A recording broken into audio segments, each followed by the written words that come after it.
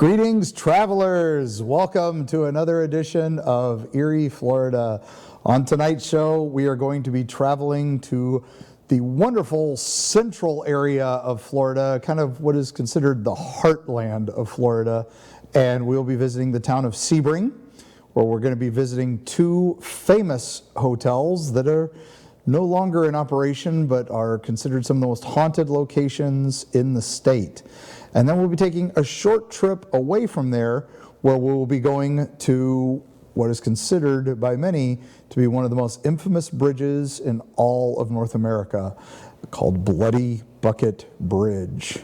And then our last stop from there will be a short distance away in the wonderful town of, Arcadia. I just completely forgot. Sorry, folks. There went that. But we go to Arcadia, where we have a little piece of British soil here in the heart of Florida.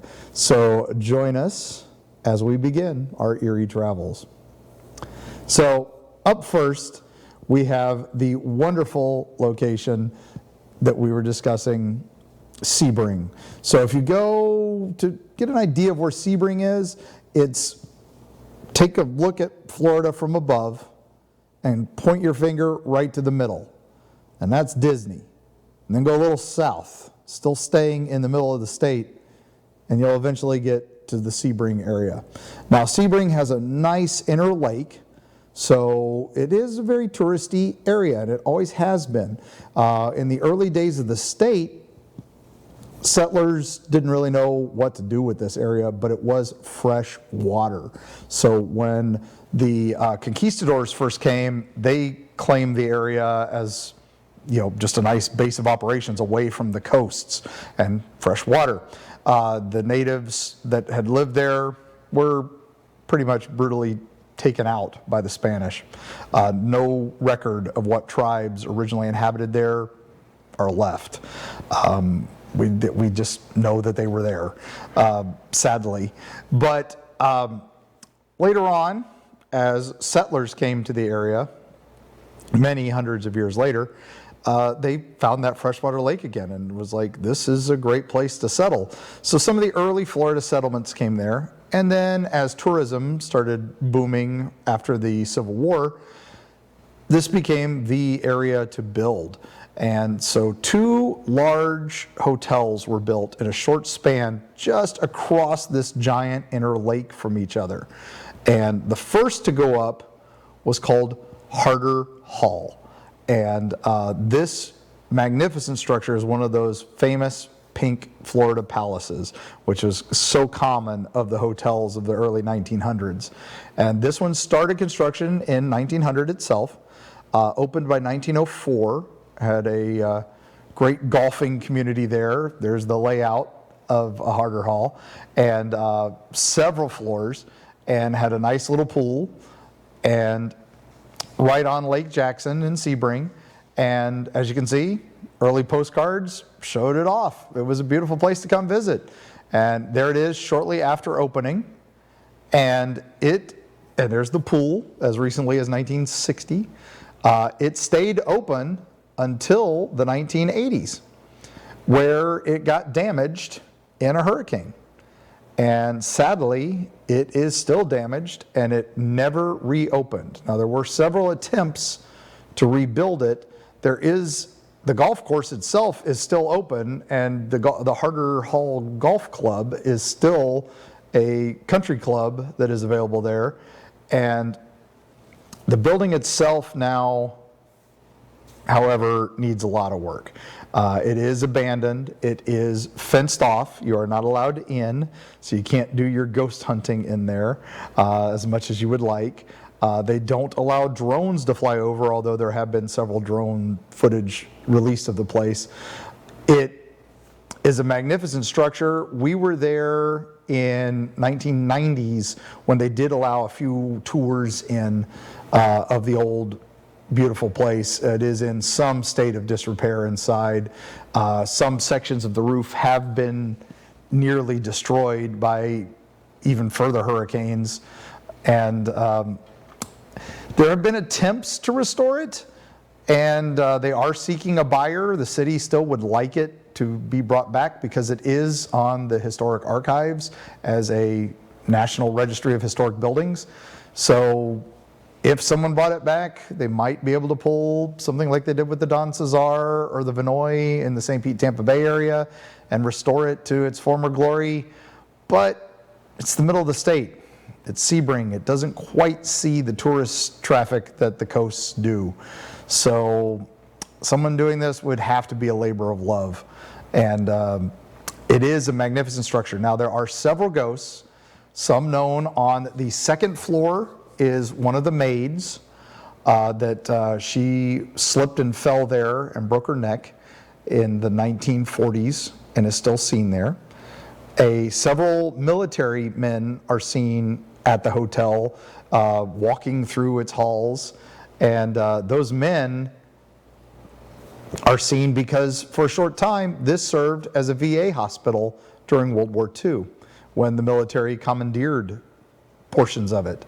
And then up on the top there is a famous lady in white ghost that is seen, and police have been called there several times to investigate a trespasser because she's supposedly seen up there. But Harder Hall, an amazing place. Definitely don't go during the summer because the mosquitoes on Lake Jackson are terrifying. And because that building has so much standing water, you don't want to be anywhere near it. But an amazing place to go and see, and a little piece of Florida history. Now, across the lake from there, just across the lake, less than 5 miles from there, is another amazing hotel.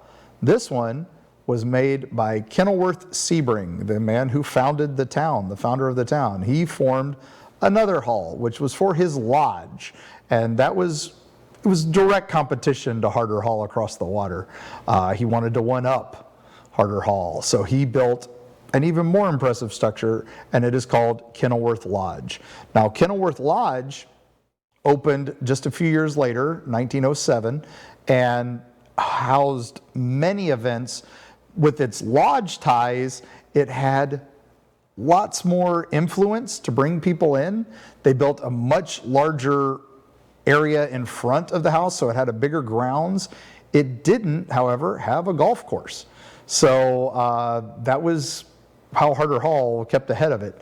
But lots of famous guests stayed here over the years, and Kennilworth was actually open until the 1980s, and then it closed for a short period and then reopened again in 1992 and stayed open till 2014, and was only closed down in 2014 due to zoning violations and codes violations, and it just was falling into disrepair. There were several more attempts of this to restore it to its former glory. Now, while it was open, people started noticing odd things, strange noises, strange knockings in the walls, strange lights, stains that were mysteriously reappearing. Now, there were no records of any murders or deaths or crimes at Kennilworth. So what were these strange hauntings, these strange effects? Well, Kennilworth now is sadly abandoned again. And the police in 2021 had to make an announcement. Please stop breaking in here to hunt ghosts because there aren't any, and you're trespassing. The current owners are attempting to get funding to restore this amazing structure, but doesn't seem likely at this point in time. But it is an amazing building, and we were in it not too long ago, 2012, and spent the night there. And it's a beautiful hotel inside. It is a little dated, but now they left it and overnight because of the close downs. So there's still lots of stuff in there. But sadly, with years of neglect, even though it's only been 5 years, people are breaking out windows, homeless people were breaking in, and as the aforementioned ghost hunters came in looking for things to see, things to find, looking for ghosts. as you do. But as you can see, inside, there's still stuff there. Just when you go, ask for permission. You can ask the city of Sebring. They'll tell you no right now, but they may open up for small tours once they restore the first floor area. They have to make sure it's safe, though. It will be some time before they can be 100% open. Sad history of a beautiful place. So we'll see what happens, and hopefully its legacy turns around. There is a nice little restaurant outside behind it, though, that's a nice little fish fry if you'd like. But you travel a short distance away from Sebring, back towards Ona, where we did our previous episode on Solomon's Castle, and you will cross Griffin Bridge over Peace River. Now, this bridge has quite a history. That bridge alone looks like any other bridge driving over a small town, but this is what it used to look like. It's an old rickety wooden bridge. Now it is an interstate bridge. But the Peace River itself underneath still flows through that bend right there. And what the history of this place was there was a midwife who was new to the town back when it was in the early settling days. And she saw all the families having dozens and dozens of children and to raise their farms, as was the norm. She thought that was wrong and decided it was in her best interest to help control the population. So she would go to birth the children, and then she would say, "Oh, I'm so sorry, the child died in birth, and I will take care of it for you." And she would take the dead children in a bucket out to that bridge where she would dump them in the water. She did this many times before the town caught on to it. So the legend became, if the water runs red with blood here on full moons. Now, as you can see, today's bridge, a lot different from that old rickety wooden bridge. It is the beautiful Peace River, and the legend of Bloody Bucket lives on. So ghost hunters, thrill seekers, legend trippers all come out here on nights of the full moon to see the water run red. Well, the water runs red there because it's a ruddy creek. The Bloody Bucket legend itself has some unique history there. There used to be a bar that sits on the side we're filming from here, and it was called the Bloody Bucket Bar. And some people say the whole legend is made up because of the name of that bar. But then others say that the reason the bar was named the Bloody Bucket Bar was because of the legend that sits right there. So which came first, the chicken or the egg? It's one of those legends that could go either way. So we look into it, we dig into the history of it, and we find that the bridge itself was known as Bloody Bucket Bridge as far back as 1920s. The bar didn't open until 1950. So the legend does predate the bar. That's the only thing we've been able to 100% confirm. As for the midwife and drowning children, that one's a little murkier. Now, there are several versions of that legend. One says that once she got caught, the people in town drowned her in that river, and that's why the waters run red with blood. Others versions of the legend say the town just wouldn't let her take care of the children anymore. They chased her out of town, so she lived out there by the bridge where she was haunted by the cries of the children, and then her bucket would be ever full of blood no matter how often she dumped it into the water to get rid of it. I don't know why you would keep the bucket then. But that's one of those crazy legends in Central Florida that is just a little odd. Now, the Peace River itself goes a long way through Florida. It is a nice, long, freshwater river. When we were there that day, there were several kayak groups that were just floating down the river, going through. Most of them didn't even know the Bloody Bucket story. Thankfully, Carrie, while she was there, she discovered a bunch of bones from various animals that had been scattered about there because it was a nice little feeding ground for some predator. So she was able to find some possum bones, some snake bones, and some other things, which, for those that don't know, Carrie, my lovely wife and the illustrator of our Eerie, Florida books, she loves collecting fun things like that, uses them in her pet spider cages. So a great place to visit on your way to Solomon's Castle or out to Sebring when you're leaving Central Florida. Now, the one thing I do want to say, when you do go out there, if you go out at night, we had a recent group go out, and they were there to trip the legend. They brought their own bucket to see if it would fill with blood. They checked the waters on the full moon to see if it ran red. The main thing is, be careful, because it is public property, but the police do patrol that area, and they will come talk to you if you're there, because they worry about people doing bad things under the bridge or bad things around there. There have been several fires that were set there as people camped out, and it is not a camping ground. It is just a boat launch and a bridge. The town itself would like to pretend Bloody Bucket Bridge doesn't exist, so if you ask around, most people in town won't tell you where it is, but it is the Griffin Road Bridge, and it's kind of hard to miss. And if you look it up on any map, most places will point it out to you. Now, definitely worth your trip. Go a few miles away from that and head over to Solomon's Castle, and you can watch that episode here on WeBeam On Demand.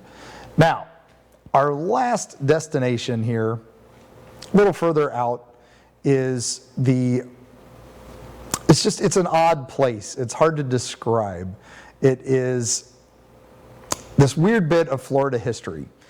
World War II came, and England was being attacked by the Nazis, and they were trying to train pilots, and they couldn't figure out where to train them. Everywhere they would send them in Europe, they would get shot down. The Nazis had complete control of Europe, and at least the skies, and they didn't know what to do, so they would ship the boys over to America. Now, the waters were still patrolled a lot by German U-boats, so it wasn't always a safe passage. But those that made it to the U.S. trained in two places. They trained at Wright-Patterson Air Force Base up in Ohio, and they trained at an Air Force camp in Central Florida, right there in Arcadia, just a short distance from Sebring. And this camp, some of the pilots that graduated from there went on to help win the Battle of Britain, and these British cadets fell in love with Florida. And many of them would, after the war, would return home to Arcadia to continue their lives here. But sadly, a lot of the cadets lost their lives in training still. It was still early days of flying. So there are 23 cadets who are buried in Arcadia. And because of the way British parliamentary rules are for soldiers who die in the line of duty, where they lie is considered British soil, and that is where they stay. You don't fly them home. You don't return their remains home. So some of these cadets are buried right there in Arcadia, and it is considered British soil. There was one of the recent memorials, that's not a recent memorial, that was from the 1950s, but they still have memorials there every Memorial Day, and the graves there honor these cadets who flew for World War II and trained here in Central Florida. And it's in the middle of Oak Ridge Cemetery, which has several other notable Florida natives that are buried there. One of the first commissions of agriculture of Florida is buried there, and several other World War II commandants who were training soldiers are buried there. And we have video of us here. This is the graves as they stand today. It is a small plot, and it is very somber.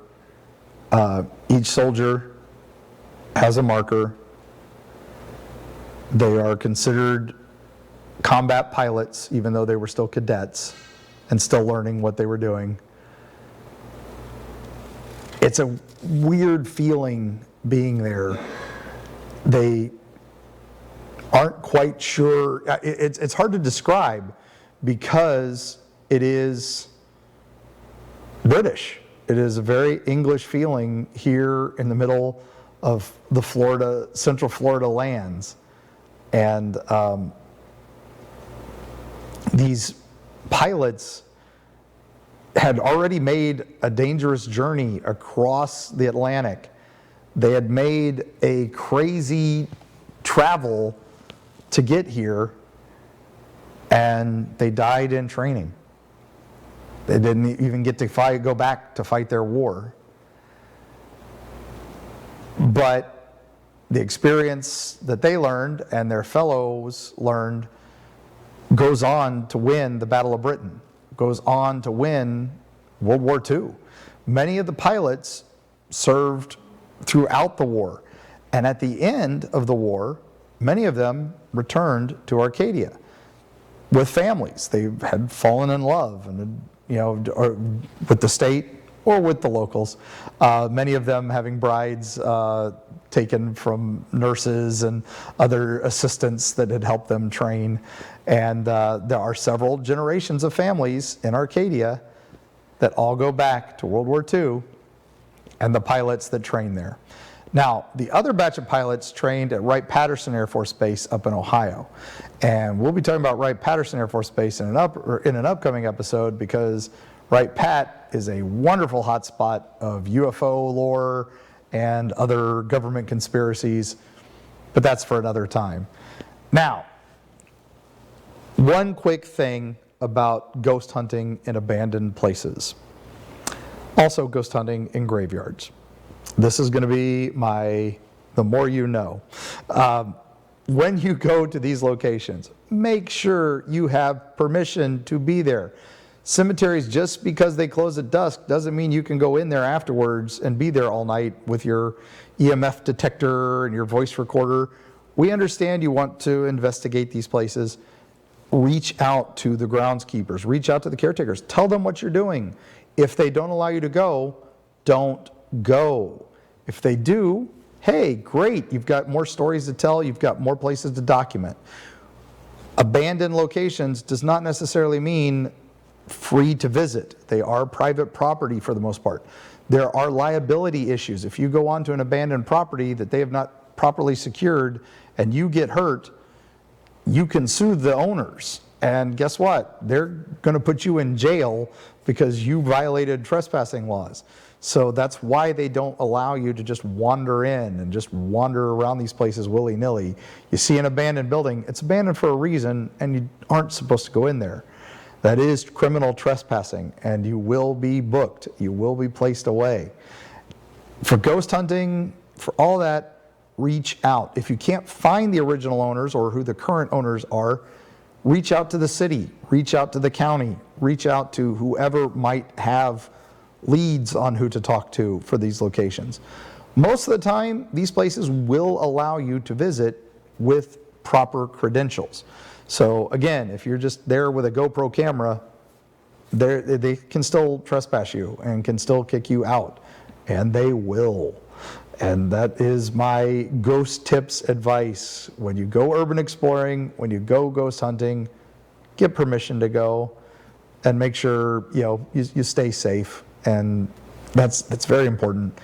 Now, these Central Florida locations, a definite other little piece of advice, bring bug spray. I don't care what time of year you go, bring bug spray, because these places, you need it. Harder Hall, we went one time in June and for the tour, and we couldn't even get out of the car. The mosquitoes were hitting the windows like bullets.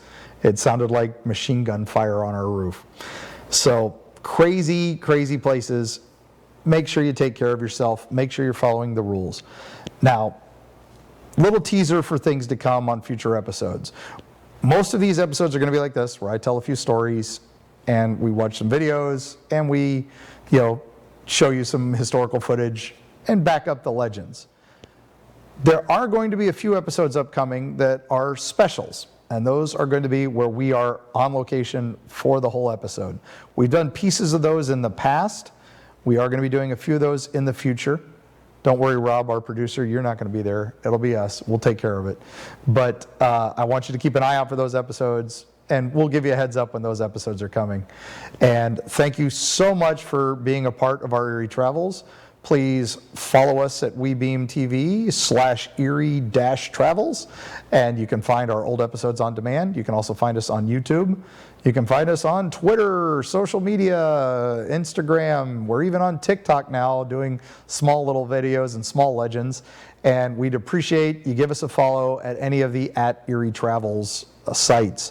And for future episodes, if you would like us to go to some place that you want us to know about, please drop me an email at Eerie Travels or mark@eerieflorida.com, and I'd appreciate it.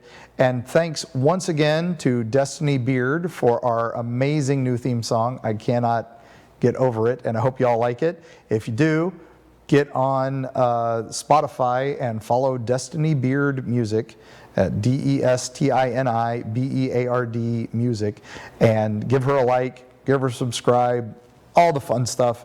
And for that, we will see you next time, and see you on the other side.